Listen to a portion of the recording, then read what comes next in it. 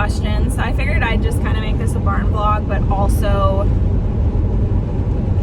a like insight into being a real estate agent, because I've had quite a few people message me on Instagram like asking if I liked being a real estate agent, it's worth it, just all kinds of questions. So I guess I shall start from the beginning. I got licensed in 2016 and 2016, and I started on a team, like a top agency, like one of the top agencies in St. Louis. I started out with that team where, I mean, you got experience really, really quick. The broker bought leads from like Zillow and Realtor and distributed them out based off what area you lived in. So I lived in St. Charles at the time, so I was a St. Charles County agent. And I mean, my first year I did 27 deals, so I did quite a bit. I mean, most agents, like most good agents in like regular Keller Williams, Goldwell Banker, Joe Schmo, I mean, good agents do between 12 to 20. So me doing 27 my first year was quite a bit. My second year, I think I did 32, and my third year, I think I did 34 or 35. So, I mean, the split I made was really low. I made 25% off the total commission. So the way it works, so if you're selling a house, the average commission is 2.7%. So 2.7% of 200,000, whatever that is. I cannot do math in my head. I should be able to do that, but I cannot.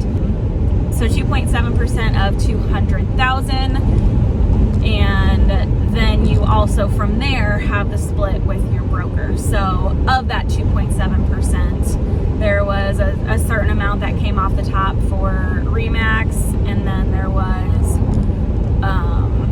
some other fees that we had to pay, and then of the rest of that, I got 25% and he got 75%. I mean, that's just how the split was, but I got a lot of good experience going forward. So on average, I made about $1,500 per deal that I did. So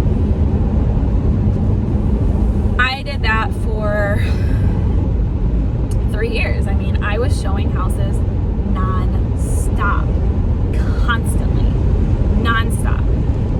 I mean, I'd be working 13, 14 hours a day on the weekends. I mean, I would have friends over and I'd be answering my phone in the laundry room on my laptop working, trying to do whatever it is that I needed to do. So, I mean, that was my life for quite a while, and that was my life before I bought 10. And I started doing really well, making good money, so it was finally the time where I thought I wanted to buy my first horse. So I did, and it was great. I mean, I enjoyed it. Like, I could go out in the barn in the middle of the afternoon, and like it was great. I loved it. I got burnt out so quickly because I was working and doing so many deals for such a little amount of money, which at the time was fine because like it was great. I was getting all the experience so quickly. But real estate is where one month you can make $13,000, the next month and the month after that you can make nothing. But like your bills don't change, so you have to be one, really, really, really good with your money, which I'm not. And two, you have to be able to handle like this roller coaster of this up and down and up and down and up and down, which for me mentally, I didn't realize I had depression when all this was going on, but like it exacerbated it to the point where, I mean, there were days where I wasn't getting out of bed. This is turning into a whole different like story time, but I mean, I was so stressed out and so just, it was bad. Like it was, honestly, it was probably, that third year was the worst year of my life, I will say.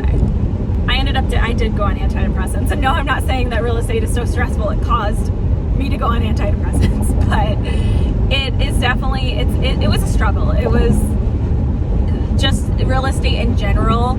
It's such a cutthroat business, and it is so like now.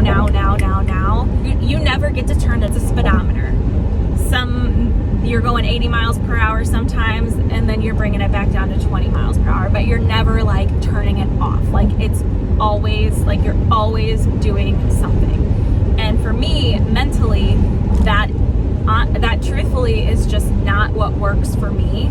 And I got burnt out, I got overwhelmed, I got stressed out, and I got a bunch of anxiety, and like to the point where every time my phone would ring, I would like my heart would start beating really fast. So it's a job that's not for the faint of heart. And I don't say this like to persuade anybody not to do it, but if you're similar to me, where you need structure, you need stability, you need to have some sort of like, I go here, I do this at this time, I have this at this time, like that's not the job for you. It really isn't. I'm super, super, super glad and happy that I went through all of that, because now being in my 4th or 5th year, whatever I'm in, I have since changed to a different agency, and instead of making 25%, I make 80% of my commission. And then once I hit a certain amount of money, I can't remember what my cap is, then I make 100% of the commission. So I'm at the point where my average commission check I get when I close on a house is probably roughly, I would say in between $4,000 to $6,000. So I had a deal in January. I had 2 deals in February. No, I had 1 in January, 1 in February, 2 in March. Did I have any in April? I think I might have 1 in April, and I have 1 for May. So like I'm averaging roughly about 1 per month, which is about 12 a year, which is technically a full-time agent. But for me, it doesn't feel full-time anymore, because I was used to doing like 35. So I ended up getting a full-time job because like for the sole purpose only because I needed a structure. I needed Monday through Friday. I was getting so stressed out because I wasn't being provided leads anymore. I had to do it on my own, which is fine, but it just was not, it was different. Like it wasn't what I had been used to, but what I was used to wasn't working for me anymore. But this also was like, I'm stressed out, you know? So I ended up getting a Monday through Friday full-time job, because mentally, like I could have been getting paid $10 an hour, but like mentally Monday through Friday is what I needed. I go to work at this time, I get up at this time every day. Not that I'm bad at being my own boss, but I wasn't good at keeping myself on a schedule, if that makes sense. So getting the job at WashU was the best thing that has ever happened to me. Like, I'm not even kidding you. Having somewhere to go, having things to do, like to check off a to-do list, like that is what put my brain into the point where I wasn't stressed out to where I could do real estate without being without being anxious about it, if that makes sense. So now I make really good money on my own, you know, just between my salary and what I make in commission. But like now it's my choice if I want to do it, not because I feel like I have to because I need X amount of money. It's because like my salary more than covers what I need to pay for like bills wise. But now I do real estate because I love it and I want to do it and it's exciting and I love working with the people that I do. But if I don't want to work with somebody, I don't have to. Like, I don't feel like I'm tied to having to do things I don't want to do because I need the money. So, long story short, if you're going to do real estate, if you're going to try and be a real estate agent, it's a great job. It really is. It's a great job. It does provide a lot of flexibility, but at the same time, it doesn't. So while there are a lot of pros to it, the main cons are obviously not having a stable income. Just getting licensed in and of itself is like $2,000 to get licensed. I mean, that's what I would save up if I were like doing it all over again. It probably cost me about $1,600 to get licensed. And each year you have your dues you have to pay. yearly, you have monthly fees, you have to pay quarterly fees, you have to pay. And on top of all that, when you get licensed, so just that $2,000, like that's just to get your license. That doesn't give you anything, like other than the fact that you can now go sell real estate. I would recommend, if you're trying to do it, I would recommend doing it full time. Trying to start real estate and trying to gain business and trying to learn and do all of this while you're working a full-time job is so hard. It's not easy. I just jumped straight in and did it. I did. And granted, the team I was on got me in really quickly. If you decide to go to a team that doesn't provide leads for you and you take a higher split commission, like yes, you're going to end up making more money per deal, but you're not really making money in the meantime. So I thought it was, like, for me personally, it was great that I started out the way that I did, and I will always be grateful for that. But now, since I have my own SOI and my own book of business that I can work off of when I want to, and when people are like, hey, you sold my friend's house and I want to use you, like that's what's coming up now. It's like once you get into your 4th year, I mean, it takes 2 to 3 to 4, sometimes even 5 years, depending on how much you did those first couple of years, to get business and get referrals. So I'm at that point now where I can be lax about it and I can be less stressed out about it because I have people that are going to refer. But if I don't have anything that 1 month, my salary covers it, like what I need to pay my bills for. So I guess what I'm trying to say is, if you're going to do it and you feel like you can, just do it. Don't do it part-time. It's gonna be stressful. So save up money to where you can live comfortably for like 2 to 3, even 4 months on top of the money you have to pay to get licensed, because it'll take a while for you to get some deals. When you write a contract on a house and say you get it accepted, I mean, it's 30 to 45, sometimes 60 days before it closes. So like, you can't bank on that money coming in, because there are so many things that can happen in a contract, like the life of a contract, that it can fall apart. And the part about being a good real estate agent is being able to predict those things before you even get under contract. So I don't have a whole lot of mutual releases, because the way I was trained, I went to every single one of my inspections, every single one. And now I don't, but the ones that like, I'm like, I'll still go. But if I'm free and I'm able to go, I'll go. But if not, then I won't. But I learned so much from the inspectors just on things to look for, like foundation stuff, electrical stuff. Like I go into a basement with a flashlight and look at stuff. So I'm able to, I've told people that I'm not writing a contract on a house for them, and they can go find somebody else to write it, because I know that house is going to fall apart in inspections, and it's going to be a waste of all of our time. It's going to be a waste of my buyer's money. And it just, I don't know. I'm super upfront and honest about things. I will never try and force a house on somebody just to get them to buy something. I have literally been working with some clients for 3 years and they still haven't found what they wanted.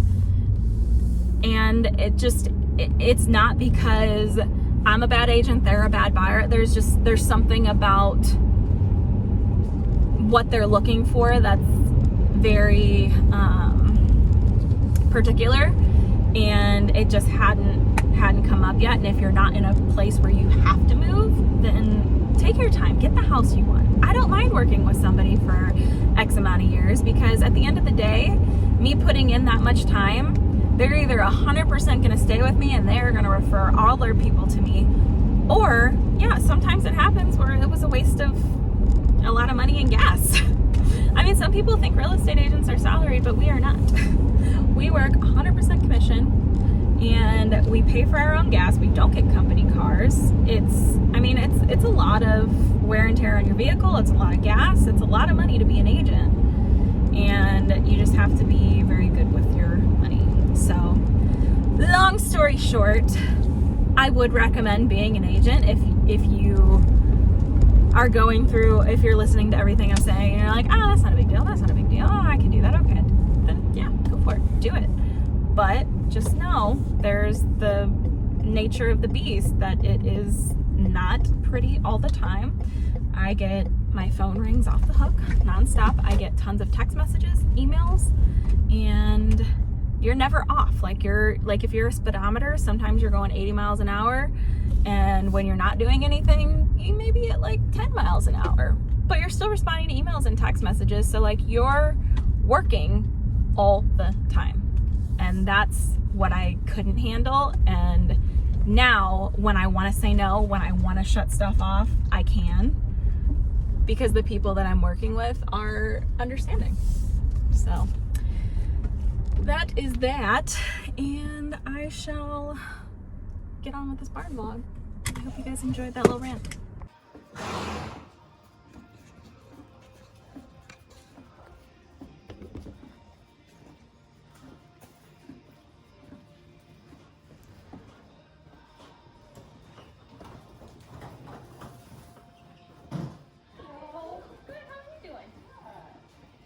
Beautiful day. Did I scare you? Yes. We're gonna have you turn that together for a little bit. And I didn't see the cut until I was watering and he came over the water. Yeah. And I was like, oh, Yeah. yeah, he was probably like, I'm done with you. Yeah. Knock it off.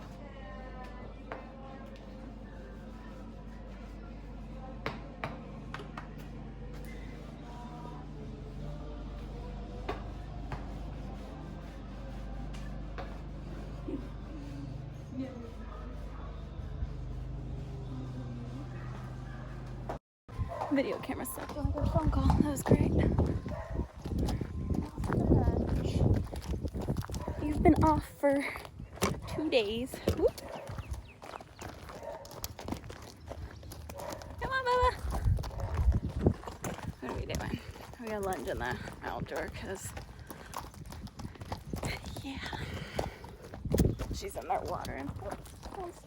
Step. Real. Come on, Bubba.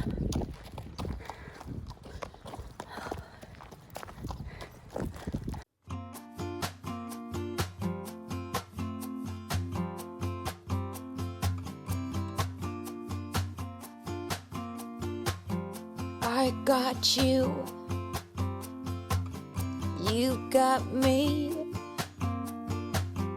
We are two lucky. Emily, your name spells home. Since the day you were born, you have always known when I need you the most. Oh, oh, oh, oh. My best friend God sent my own good fortune. You know you are my double flame whisper, my soulmate sister. All right, so Theo has a little bit of anxiety with lunging, and when I first started lunging him, seemed like he didn't know how to do it, even though he knew how to do it. I know from his old owner that he knew how to lunge, but he just got very frantic on the lunge line. So when we first started him in side reins, he just did not want to stand still. Like, as you can see here, he just kind of walks around, he gets all anxious. So I'm just moving him around a little bit, and then once he stops, I pet him, and then I'm going through to do up the reins into the throat latch, that way they don't come down and he steps in them. But it's come a long way. He's a lot better, but he definitely needs a lot of reassurance. So usually we put the side reins on and just kind of let him run around, and then let him get some energy out, and then start lunging him. So I got the one on, so I'm just giving him lots of pets, lots of praise, because he's standing there nicely. And then I put on the other one, and they're super loose. They're not tight at all. And then he just kind of is like, okay, I'm going. My best friend got sent my own good fortune. You know you are my double flame whisper, my soulmate sister. You know you are. So he always likes to like just start off in canter first, which is fine, you know, but I let him canter a little bit, and then I actually moved down to the end because I didn't want him to jump over the pole yet. I wanted him to get his tempo and his pace and strides and everything, you know, consistent. We're working on a lot of consistency with him, so I do a lot of transitions on the lunge line, just asking him to come back down, and then I'll ask him to come back up. So we've been working on that and just moving forward and learning how to use himself in such a way that he's stretching down, lifting his back, activating the abdominal muscles. And I do like to do a lot more trotting on the lunge line than cantering, but instead of going forward and lifting his back and lengthening, he tends to just go up into the canter because it's easier for him. So still a work in progress, but he's doing really well. The whole time we were lunging, the guy in the orange shirt was weed eating, so he ended up spooking at one point, which you'll see coming up. He ended up spooking, but now I'm gonna start asking him to go over the trot pole, and he gets very anxious going over cross rails, trot poles, anything like that at the canter on the lunge line. So I bring him down to the trot and try to just get him to trot over it nicely instead of jumping over it, and it takes him a couple times to understand what it is that I'm asking, but once he does, then he gets it. So that way he's like, oh my gosh, I need to jump it. And I'm like, no, you don't. You just need to trot over it. And I think on this one, nope. At least he lands on the right lead on that one. But I think the next one he finally comes down and just trots over it. You got me tiptoeing around you like you're made of glass. Got an invincible fence letting everyone know not to trespass. But you're bound to break down, bound to lose, bound to get knocked right out of your boots when I use my witchcraft. So now I'm going to ask him to canter over it. For whatever reason, it almost seems like he feels like he's going to need to switch his lead over it, like trying to practice a lead change or something, and go the other direction. So, oh, there's a spook. He gets all nervous, and I'm just slowly trying to bring him in to get him to stop, because we always just attach the lunge line to the bit. So I wanted to make sure that he was going the proper direction. So I'm just stopping him, letting him know it's okay. He doesn't have to be anxious. No worries. And then I ask him to go out, and he's like, oh my gosh, I'm still anxious. So I try to bring him down and just give him some time to collect himself and bring his brain back down to non-psycho mode. And I'm trying not to have him jump over that yet until he calms down a little bit. So again, goes and flips the lead, and he like swings his back end out, obviously because he flips his lead. So I bring him back down to the trot, ask him to come up to the canter again, and what I'm doing is I'm trying to get his nose to point to the inside so that way he lands on the correct lead. But for whatever reason, the first couple times he always is just like, oh my god. So then he finally gets on the right lead on this one. So I ask him to canter one more time after I've told him he's a good boy 1,000 times.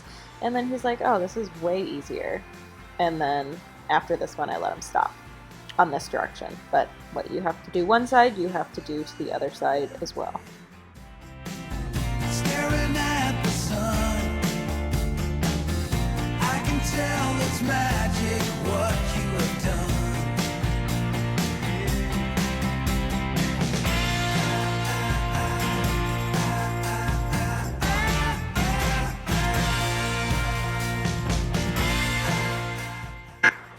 So as you can see, straight off into the canter. So I just let him canter a little bit, and then when I ask him to come down to the trot, he steps on the drop pole.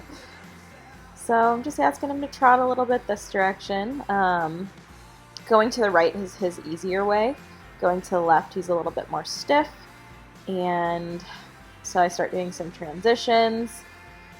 Trot to canter, up, down, you know the drill. And I think I'm going to ask him to come over the pole. Nope, I'm doing more transitions first. I don't remember what I'm even doing.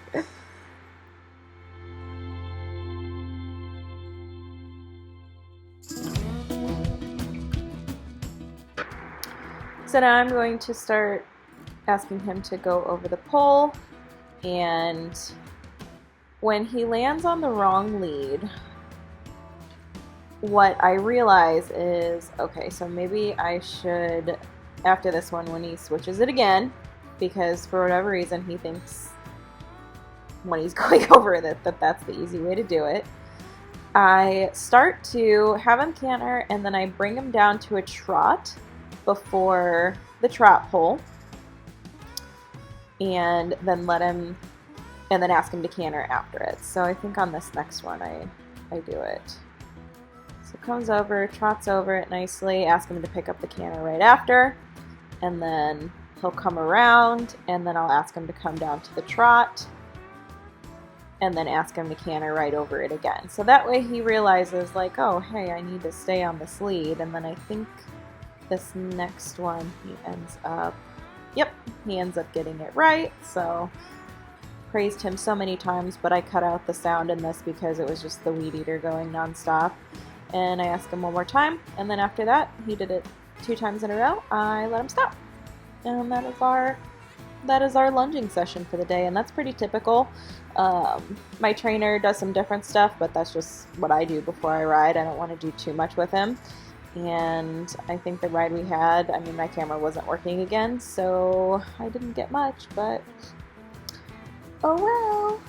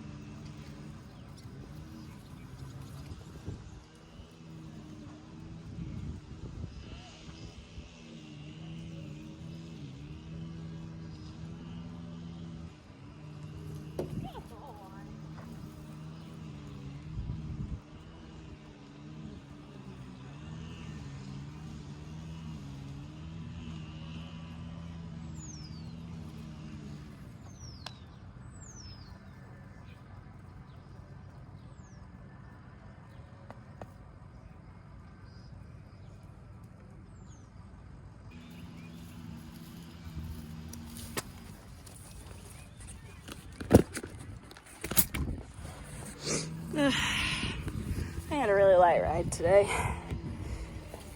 He lunged really good, he rode really good. For the most part, he was listening. We've been working a lot on circles versus doing any kind of straight jumping. So lots of circles, lots of getting him, we're not going out. We're not going out. Getting him to bend and getting him to keep his head down when he goes towards the jump instead of pulling it up to look at it, because obviously he can see better when he looks down at it versus pulling his head up. And this didn't work again, so I'm a little irritated. We finally got a refund for the solo shot, but not because Solo Shot responded back to me, but because we have the Chase card, and we told them that we never got the refund, and I provided like the documentation and the emails and stuff. Oh, all right. Yeah, let's just run into that. But because we filed a claim with Chase, so that's great. But otherwise, oh, he was looking so shiny. Oh. Yeah, so Chase refunded us, thank God. So I guess they're gonna have to deal with Chase now.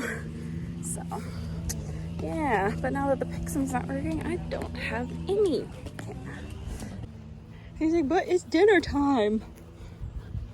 No, it's not quite dinner time. You still have like an hour, bud. But once they bring in the horses, then it's kind of like the start of dinner time. So he saw him bringing them in, and he was like, oh my God, it's time to eat.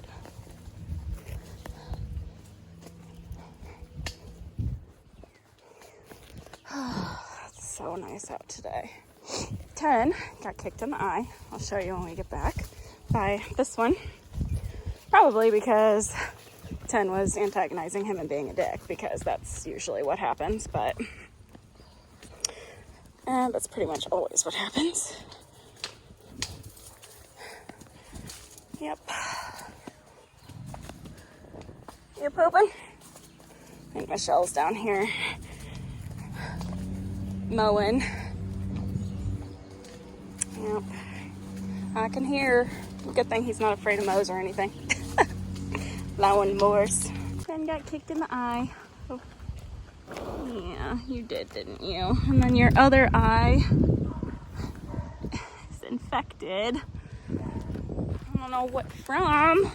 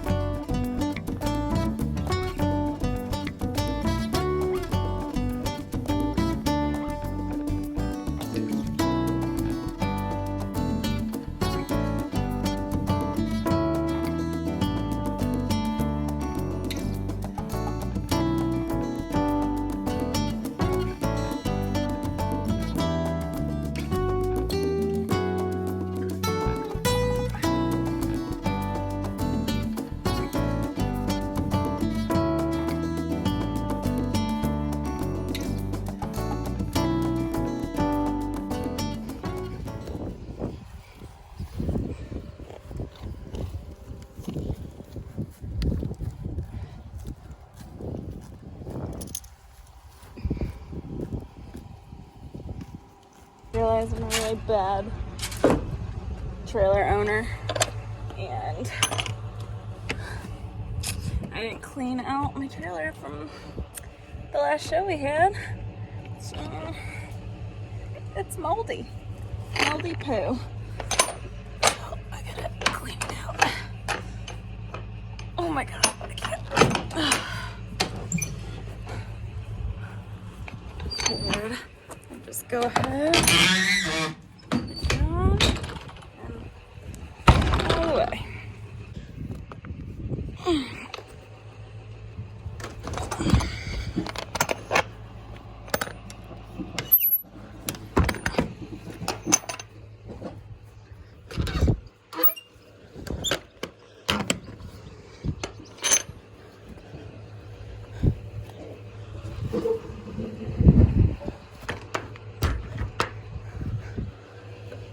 Oh, come on.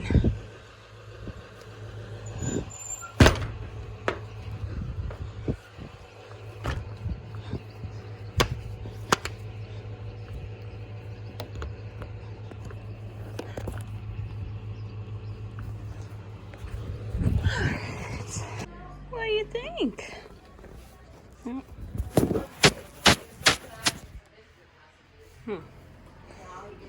Seems to fit pretty good. It's just a Smart Pack one. That one from, I got it a couple days ago because someone destroyed his other one. But this one's so cute, isn't it? It's so cute, huh? That's just a tag, buddy. Yeah.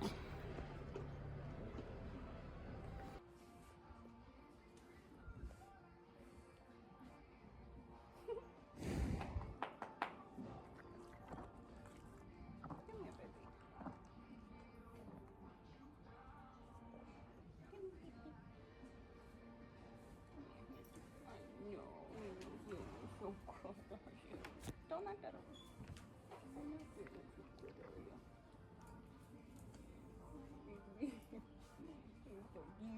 Are you the cutest man? Are you the cutest man? Are you?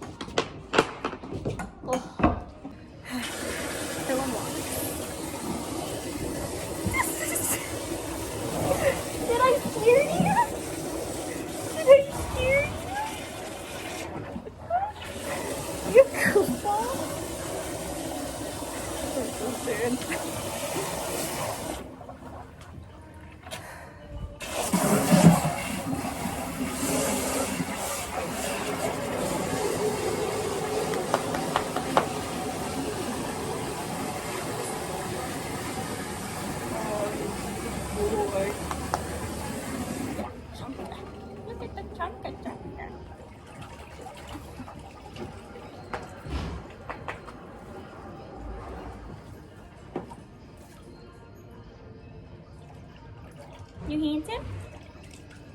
What you looking at?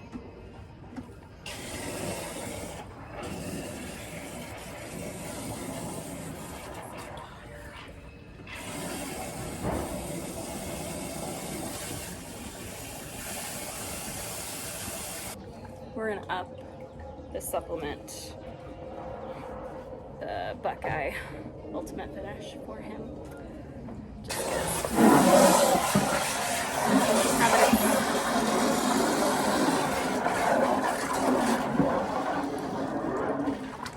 Now that it's getting hotter and he is getting a little sweatier, I'm gonna up the calories, that content he's taking. He's like, what do you have? Anything good? Nope. Get out of here. Come here.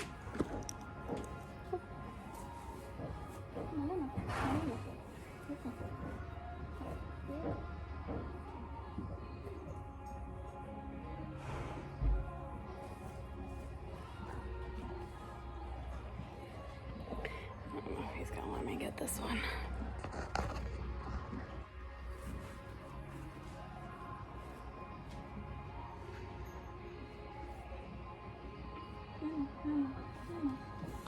Good boy. Good boy. That's a good boy. Come here. Come here, baby. Come here. It hurts. Look at the poor baby. I know.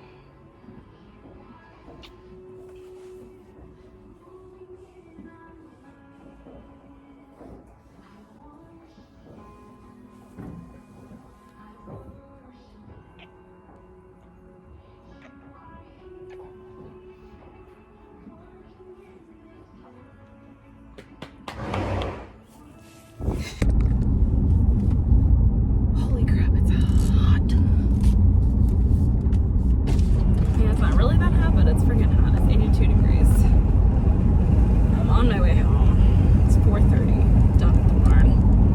I only rode Theo. I didn't feel like riding anybody else, and 10 obviously got kicked in the eye, so we'll see how it looks tomorrow to see if he's rideable. He can still open it and stuff, but it was just kind of like, obviously you saw in the video, so we'll see if he's sound to ride tomorrow. I'm thinking that's probably a no, but you never know. Theo was really, really, really good today. Really good. We've been working a lot on. So as far as work goes, I'm really, really happy with how Theo's doing. You saw earlier in this video his lunging session, and it's way better than before. For whatever reason, even like the first time he got to the barn, I went to go lunge him, not even with side reins, just like lunge him before I got on him for the first time. And he was just like so anxious about lunging for, I don't even know why. He was like, it's all like, I know he's been lunged before, but it was almost like he had no idea what he was doing, and he was like, you're trying to kill me, oh my God. And so every time he gets lunged, it's the same thing. And then once we introduced the side reins, we introduced them and just let him like run around in the arena. So if you do want to use side reins and your horse has never had them before, make them as loose as possible.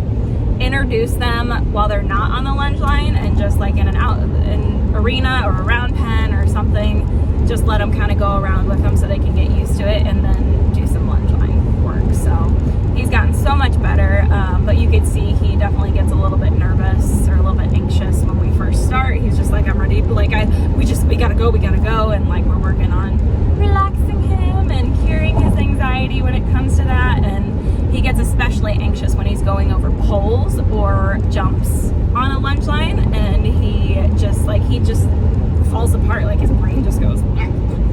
So I was really happy with how he did. I'll probably end up doing a voiceover, so this may be a little bit redundant, but whatever, it is what it is. I think I have some packages that showed up, so I'll probably just show what I got on my stories, because everything is taking so long to get in. Like, I wanted to do another haul video, but everything's taking so long to get in that it just, like, I have stuff that I ordered a month ago that hasn't showed up yet. So some of the stuff I had to use right away. So I don't know if you guys still want me to do a haul, but it's not going to be like my normal hauls where I sit down and like show through everything, because there's just a bunch of stuff coming at different times. I can either kind of piece together a video. Some of the stuff is going to be used already, so I can do that. I guess it really just depends on what you guys want. I can either do something maybe on my stories as stuff comes in and I get it, or I can be at the barn like saying, hey, that was new, that was new, that was whatever you guys want, let me know. I'll definitely film it. It just is not going to be like my normal haul. So if you still want that, comment down below. But yeah, well, I hope you guys enjoyed this. Don't forget to like, comment, and subscribe. We are getting close to the 1,000 subscriber giveaway. Woohoo! I think the giveaway stuff came today, or it should be delivered or getting delivered today, so I'm super excited, and I will also show that on my Instagram. So yeah, help boost this channel up some more and get us to the 1,000 subscribers.